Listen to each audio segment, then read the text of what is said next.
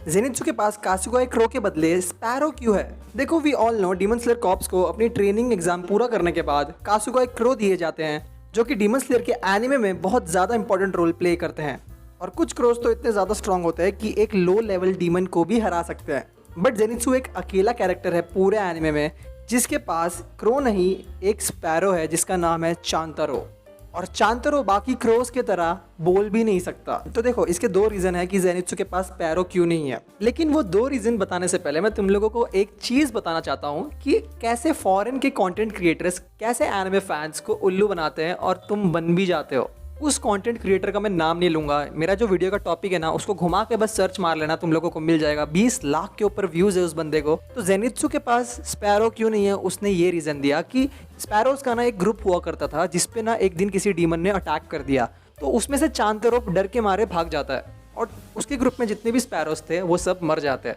अब चांतारो गिल्ट में जाके कागया से माफ़ी मांगता है कि भाई मैं डर के भाग गया था तो मुझे माफ़ कर दो, और कागया उसको माफ़ भी कर देता है और एक लास्ट चांस देता है जेनित्सु के साथ काम करने का।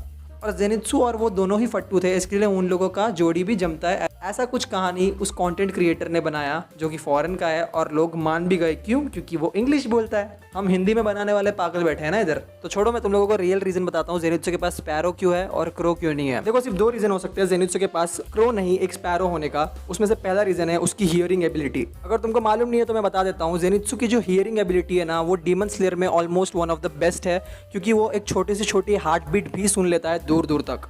एंड कासुगाई क्रो बहुत ज़्यादा लाउड एंड टेरिफाइंग हो सकते हैं जेनित्सु जैसे बंदे के लिए, जो कि छोटी छोटी बातों पे डर जाता है, और उसके फाइट में बहुत ज़्यादा इफेक्ट कर सकती है ये चीज़। जेनित्सु के हियरिंग एबिलिटी को हल्के में मत लो, वो लिटरली छोटी से छोटी चीज़ जो कि एक नॉर्मल ह्यूमन नहीं सुन सकता वो दूर से ही सुन लेता है, और यही रीज़न होगा कि उसको एक स्पैरो दिया गया है। और देखो, दूसरा रीज़न यही हो सकता है कि सिंपली उनके कौवे खत्म हो गए रहेंगे, इसके लिए उनने उसको स्पैरो असाइन कर दिया। और अगर तुमने नोटिस नहीं किया तो मैं बता देता हूँ कि चांतारो की जो लैंग्वेज है ना वो सिर्फ जेनित्सु ही समझ सकता है। वो चू चू चू करता है, वो कासुगाई क्रो की तरह बोलता नहीं है। तो जेनित्सु ही उसकी भाषा समझ सकता है कि वो बोल क्या रहा है, वो उसको अंडरस्टैंड कर लेता है, बाकी लोग नहीं कर पाते। तो ये भी एक बहुत बड़ा रीज़न हो सकता है कि उसको स्पैरो असाइन कर दिया गया हो।